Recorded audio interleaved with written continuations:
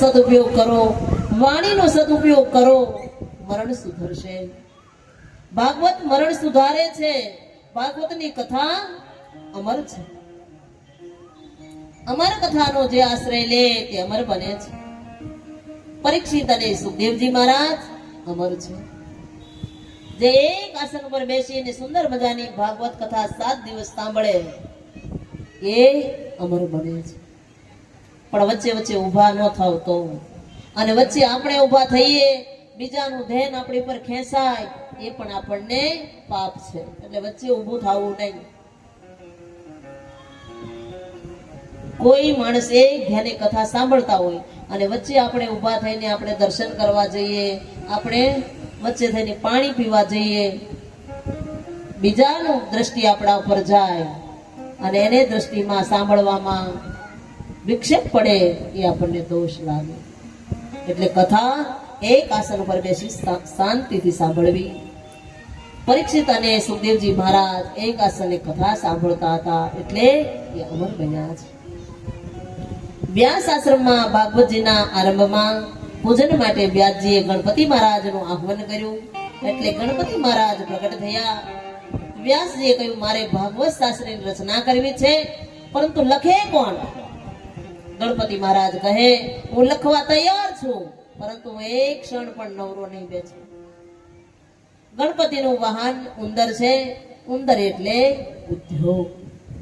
ગણપતિ મહારાજ થયા છે લેખક અને વ્યાસજી મહારાજ થયા છે વક્તા. ગણપતિએ કહ્યું, હું એક ક્ષણ પણ નવરો બેસું નહીં, 24 કલાકમાં તમારે કથા કરવી પડશે.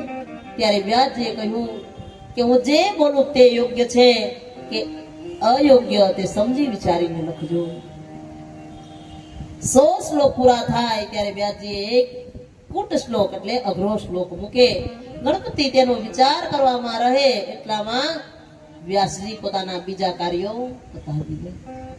સત્કર્મમાં વિઘ્ન આવે, તેથી માત્ર 7 દિવસની કથાનો ક્રમ બતાવ્યો છે.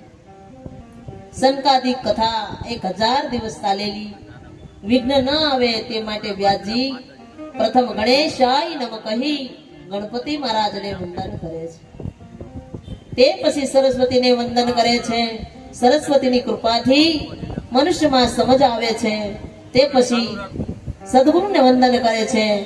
ત્યાર પછી ભાગવતના પ્રધાન્ય દેવ શ્રી કૃષ્ણને વંદન કરે છે. વૃદ્ધાવસ્થામાં ભાગવત શાસ્ત્રની રચના કર્યા પછી વ્યાસજીને ચિંતા થઈ કે આ શાસ્ત્ર હું કોને આપું? ભાગવતની રચના કર્યા પછી મેં કલમ મૂકી દીધી છે. બહુ બોલ્યા, બહુ લખ્યું, પ્રભુથી વિખૂટો પડેલો જીવ મારા શ્રી કૃષ્ણની સન્મુખ આવે તે માટે મેં ભાગવત શાસ્ત્ર બનાવ્યું છે. ભાગવત એ પ્રેમ શાસ્ત્ર છે. તેનો પ્રચાર કોઈ વિરક્ત જ કરી શકે છે. શ્રી કૃષ્ણ સિવાય બીજા સાથે પ્રેમ કરનારો આ કથાનો અધિકાર નથી. આવો કોણ મળે?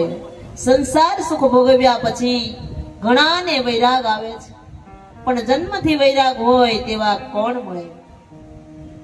કોઈ લાયક પુત્રને આ જ્ઞાન આપી દઉં જેથી તે જગતનું કલ્યાણ કરે છે. આવા વિચાર વૃદ્ધાવસ્થામાં પુત્રેશના જાગી અને વ્યાસજીને ભાગવત લખવાની ઈચ્છા થઈ. ભાગવત લખી અને આ ભાગવત હું કોના હાથમાં આપું એ વિચારમાં લાગ્યા છે. શિવજી મારા પર કૃપા કરે અને મારે ત્યાં પુત્ર રૂપે આવે તો કાર્ય થાય. આવા વિચારે વ્યાસજી ભગવાન શંકરની આરાધના કરવા બેસી ગયા છે. શંકર ભગવાન પ્રસન્ન થયા. વ્યાસજીએ માગ્યું, સમાધિમાં આપે જે આનંદ ભોગવો છો તે જગતને આપવા મારે ઘરે પુત્ર રૂપે પધારો. એટલે શિવજી અવતાર લેવા તૈયાર થયા. સુખદેવજી ભગવાન શિવનો અવતાર હતા. એટલે તેઓ જન્મથી પૂર્ણ નિર્વિકાર છે. જે જન્મથી વિરક્ત હોય તે 16 આની વૈરાગ કહેવાય. એક દિવસ હિમાલયની તળેટીમાં કૈલાસના શિખર ઉપર પુરાણ પ્રસિદ્ધ વટવૃક્ષની નીચે ભગવાન ભોળાનાથ અને સતી પાર્વતીજી બંને બિરાજમાન હતા.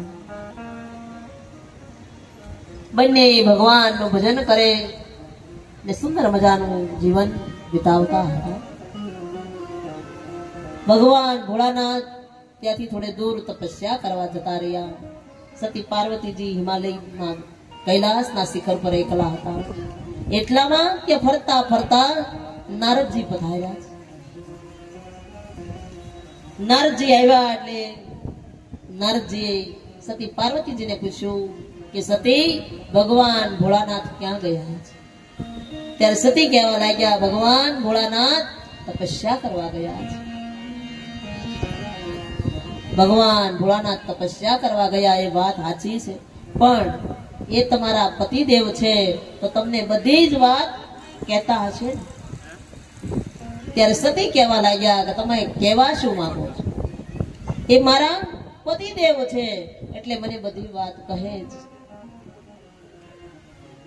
તો બધી જ વાત કહેતા હશે પણ કાંઈક છુપાવતા હશે. અરે નારદ, તમે કહેવા શું માંગો છો? ત્યારે નારદજી કહે છે કે સતી, તમે એના અર્ધાંગની છો.